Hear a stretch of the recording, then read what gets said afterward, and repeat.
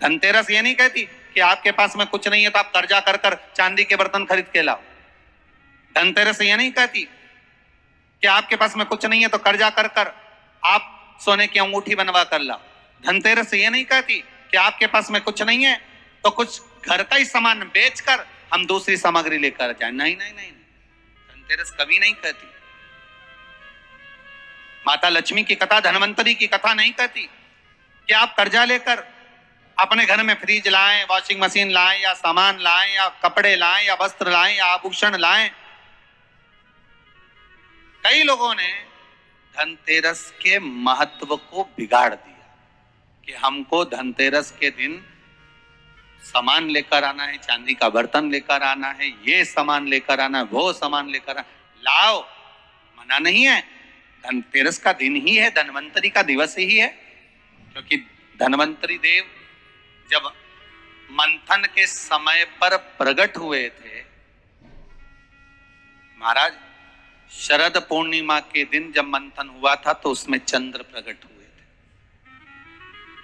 मंथन का क्रम प्रारंभ हुआ, कार्तिक की द्वादशी के दिन जो मंथन हुआ उसमें कामधेनु गाय प्रकट हुई और मंथन प्रकट हुआ। त्रयोदशी आई, धनवंतरी देव प्रकट हो गए, जिनके एक हाथ में शंख है, दूसरे हाथ में चक्र है, तीसरे हाथ में सुंदर औषधि है और चौथे हाथ में सुंदर अमृत का कलश है। स्वयं धनवंतरी देव प्रकट होते। और ये धनवंतरी है कौन? भगवान विष्णु का ही एक अंश।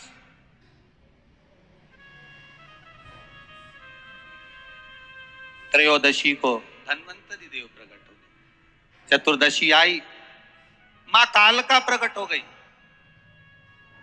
अमावस्या आई, माता लक्ष्मी प्रकट हो गई।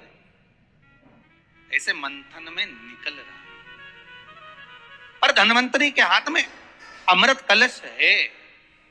इसलिए हमारे यहां हिंदू धर्म में ये रीति रही है कि धनतेरस के दिन कोई सामग्री खरीदी जाती है, पीतल की, तांबे की,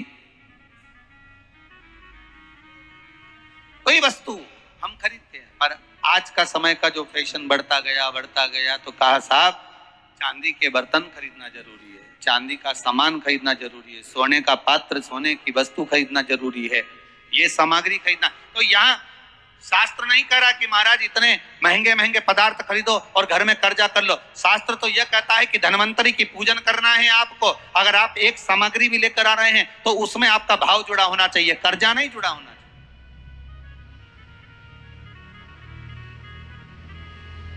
मेरा निवेदन रहेगा घर के बच्चों से भी, घर की माताओं से भी, घर की बहुओं से भी, घर की बेटियों से भी, आपके पिता, आपके घर के बुजुर्ग, आपके घर के बड़े, जिनकी जितनी सामर्थ्यता है और सामर्थ्यता के अनुसार अगर वो आपके यहाँ पर एक तांबे की एक प्लेट भी लाकर दे रहे हैं, तांबे का एक पात्र भी लाकर दे रहे हैं, एक छोटा सा वस्तु भी लाकर दे रहे हैं, तो आप समझना कि धनवंतरी देवता की कृपा हुई है और हमारे घर में आज ये वस्तु प्राप्त हुई, हमारे घर में आज ये वस्तु आई है।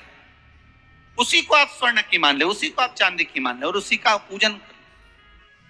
शायद इसीलिए हमारे हिंदू धर्म के अंतर्गत माता लक्ष्मी का जहां पूजन होता है, माता लक्ष्मी की जहां आराधना होती है, वहां से दरिद्रता को बाहर निकाल दिया जाए।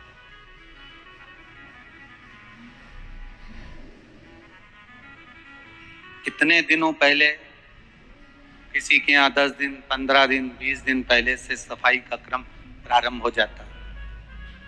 बार बार घर की झाड़ू लगाना, पुताई करना, सफाई करना, जो अटाला सामान है, बेकार सामग्री है, जो किसी काम की नहीं, उसको ले जाकर कहीं डाल देना, कहीं भेज देना। घर को सुरक्षित, साफ, क्योंकि लक्ष्मी उसी घर में प्रवेश करती है जहां पर निर्मलता होती है।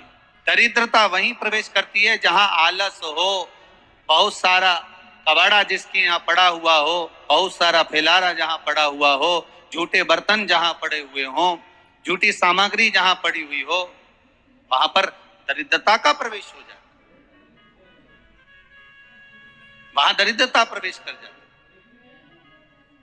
लक्ष्मी का स्मरण भगवान शिव कर रहे हैं, ख्याति ओ माता ख्याति। अगर आपको लक्ष्मी को देना है तो तो भगवान विष्णु को दीजिए। पर भगवान विष्णु को लक्ष्मी मिले, भगवान नारायण ने कहा मैं विवाह करने को तैयार हूं, लक्ष्मी से विवाह करूं, पर बात केवल इतनी सी है कि लक्ष्मी मेरे चरणों में रहे। महाराज आप सबसे निवेदन है, घर में जितनी निर्मलता रखोगे, स्वच्छता रखोगे, जितना घर को साफ रखोगे, उतनी ही लक्ष्मी आपके यहाँ प्रवेश करेगी। पर केवल घर की सफाई से काम नहीं चलेगा। शिव महापुराण की कथा कहती है घर की सफाई के साथ में मन की भी सफाई होना चाहिए। काम, लोभ, आसक्ति, वासना, तृष्णा, ये सब हमारे भीतर भरा हो और हम सोचें कि भगवान हमारे घर में प्रवेश कर जाए तो कैसे प्रवेश करेगा। वो कहते हैं ना, हमने आंगन नहीं बुआरा, कैसे आएंगे हरि। अब तक गंदा पड़ा है द्वारा, कैसे आएंगे हरि। कैसे आएंगे हरि, कैसे आएंगे हरि। अब तक गंदा पड़ा है द्वारा, कैसे आएंगे हरि। हम केवल घर की सफाई ना करें, हमारे भीतर जो अहंकार समाया हुआ है, हमारे भीतर जो काम समाया हुआ है, हमारे भीतर जो आसक्ति भरी हुई है, हमारे भीतर जो लोभ भरा हुआ है, तृष्णा भरी हुई है, वो हम उसको निकाल दें। धनतेरस की पूजन का सबसे बड़ा महत्व यही है। अगर हमारे पास में जो है, हमारे को जो भगवान भोलेनाथ ने दिया है, हमको जो नारायण ने दिया है, उसी के अनुसार हम भगवान की सेवा करें। आप सभी को ज्ञात होगा कि चौक पूर्णे में रंगोली का प्रयोग नहीं होता। आप लोगों को मालूम होगा चौक पूर्णे में आटा और हल्दी का प्रयोग होता है। काय का प्रयोग होता है? आटे और हल्दी का प्रयोग। आटे हल्दी का प्रयोग क्यों होता है? क्योंकि आटा समृद्धि को बढ़ाता है, लक्ष्मी वैभव को बढ़ाने वाली हल्दी होती है। इसलिए जब चौक पूरा जाता है भूमि पर, तो चौक पूरते समय आटा हल्दी का प्रयोग करते हैं। थोड़ा सा चावल का दाना या गेहूं का दाना रख दिया जाता है, उसके ऊपर एक सुंदर चौकी, एक चौरंग, एक पाटा रख दिया जाता है।